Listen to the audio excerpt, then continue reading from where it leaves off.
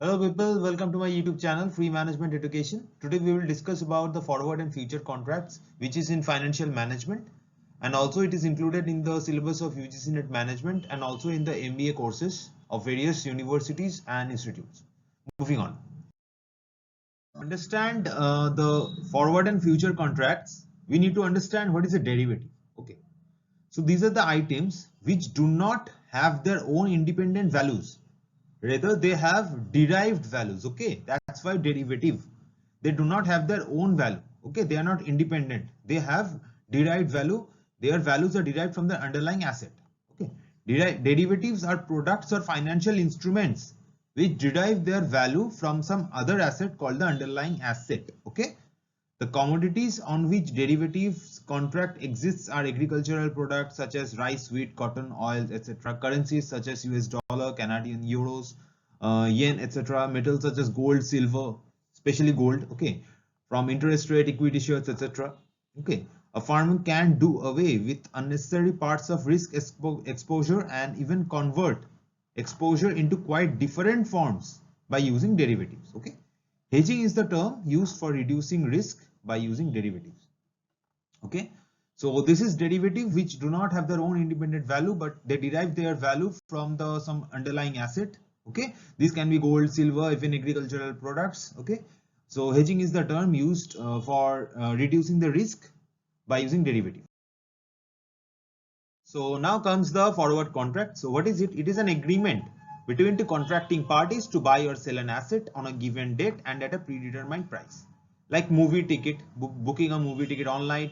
Most automobiles are booked in advance and the price is paid only upon the physical delivery of the vehicle. Okay. So this is an agreement between two contracting parties to buy or sell an asset on a given date and at a predetermined price. The features are like any contract. This contract also involves minimum of two parties like buyer and seller. Okay. It is an over the counter product, which means there are two mutually consenting or willing parties. They enter into a contract with matching needs. Okay. With matching needs that are known to each other, where all relevant aspects of asset, quantity, price and delivery dates are fixed on one-to-one basis, customized to the needs of the parties involved. They are non-standardized. Okay. Remember this, they are non-standardized. So suppose the example of booking a movie ticket online. So there are two parties. I am willing to book a movie ticket, and another party who is willing to give me a ticket, that is the cinema owner or the manager, like that. Okay, so we are two willing parties. We enter into a contract with matching needs. Our needs are matched here. Obviously I want to see a movie and he or she is willing to give me a ticket. Here the relevant aspects of asset, quantity, price and delivery dates are fixed on one-to-one basis, obviously, and they are customized to the needs of the parties. Like if I want to watch a show of 4:20 a.m. 4:20 p.m. sorry, not a.m. So 4:20 p.m. So that is customized to my need. Okay, and they are non-standardized because there is no standard value. The price differs from each hall to another hall. Okay, the Inox have high prices, whereas any local halls have low prices, like that. They are non-standardized. That is, no fixed entity or institution is setting the prices. Okay, they are flexible and are tailor-made to suit the needs of the buyer and the seller.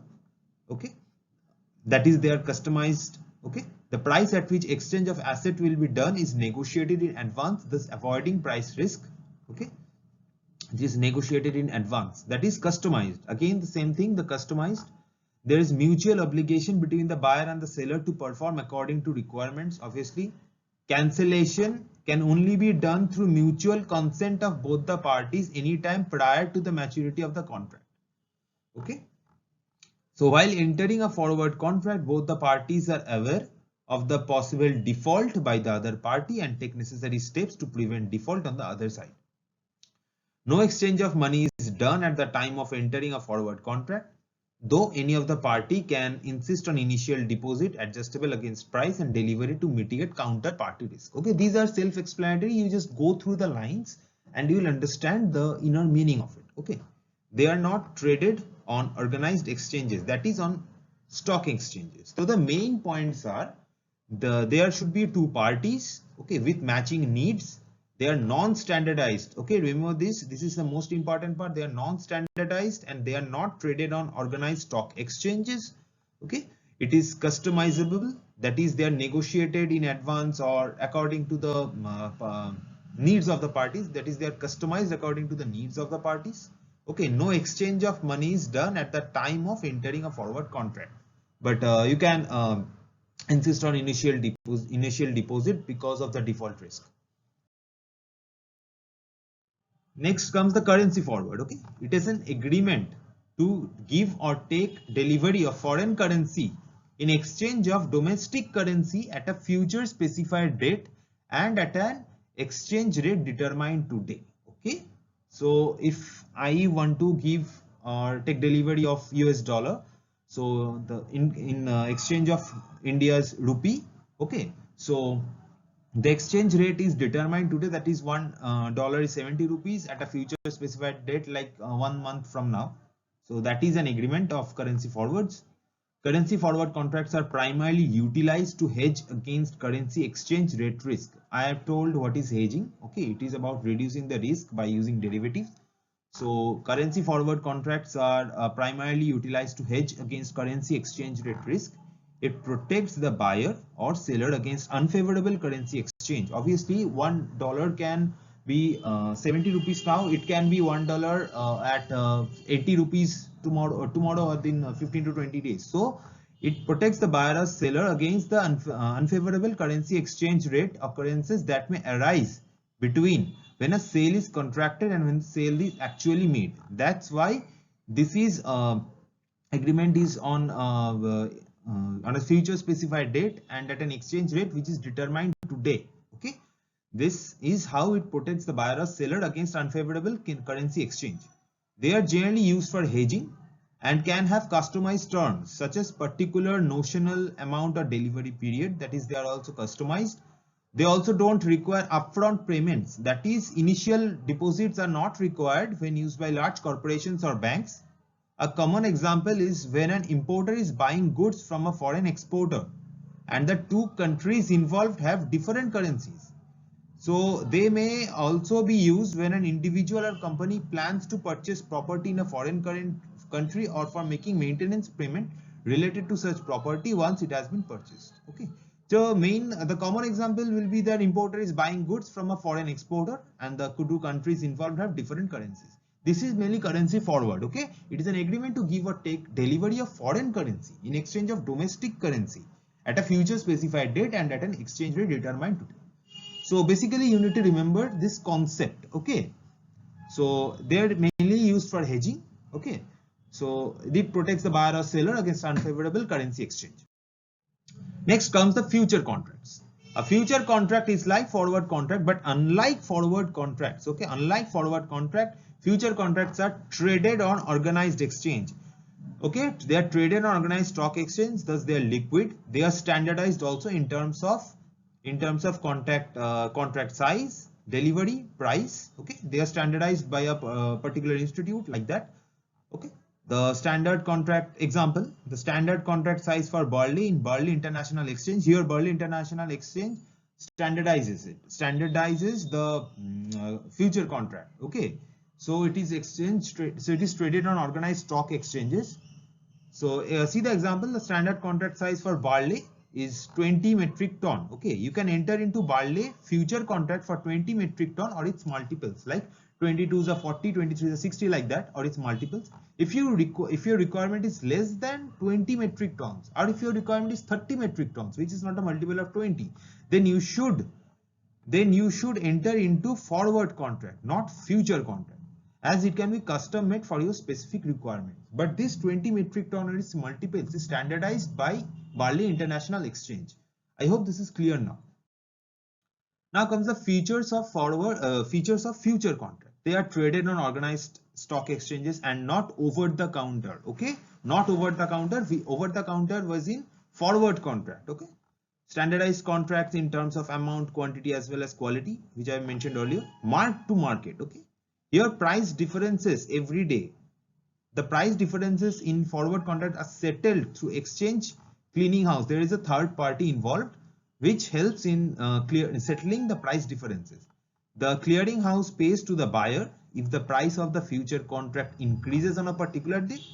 The seller pays money to the clearing house. Okay.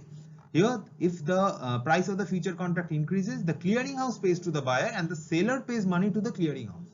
Now the reverse will happen if the price decreases. Okay. Thus, there is another party to the transaction. There is a third party to the future contract which did not occur in forward contract. The buyer and seller of the future contracts are required to deposit some cash or securities as margin. That is the upfront payment which was not required in forward contract. This is done to ensure that buyers and sellers honor the deal. Okay. Unlike forwards, where the delivery is as per the contract between the two parties, in a futures contract, the delivery date is fixed by the exchange because it is standardized. Okay. Delivery can be made on or before the maturity date in a future contract, but it does not happen in forward contract. So future markets are governed and regulated. In India, it is regulated by SEBI or Security and Exchange Board of India. Now comes the differences between the forward and future contract. Future contracts are standardized contracts, while forwards are tailor-made and can be customized and is not standardized. Future are exchange traded and have active secondary market, while forwards are traded over the counter OTC, which I mentioned earlier, and do not have active secondary market. Futures are daily settlement and that there is daily closing and reopening of the positions, whereas forwards are settled on due date, that is the maturity date. In case of forward contract, there is no formal requirement of margin, that is the upfront fee, but in future margins are required.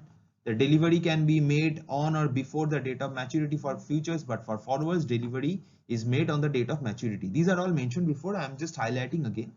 Cost of hedging for futures are very nominal, whereas for forward, the cost of hedging is high. In future, counterparty risks are minimal, but in forward it exists. Also, I mentioned before, in futures, counterparties are unknown to each other because they are standardized. Their counterparties are unknown to each other. Exchange serves as the counterparty. That is the Burleigh Stock Exchange. It serves as the counterparty in case of Burleigh. Whereas in forward, counterparties are known to each other. Obviously, there are only two parties involved in forwards. Futures are highly liquid as buyers and sellers are readily available, but since forwards are tailor-made, that is customized. So it is hard to find parties with the same requirement. Okay, I hope this is clear.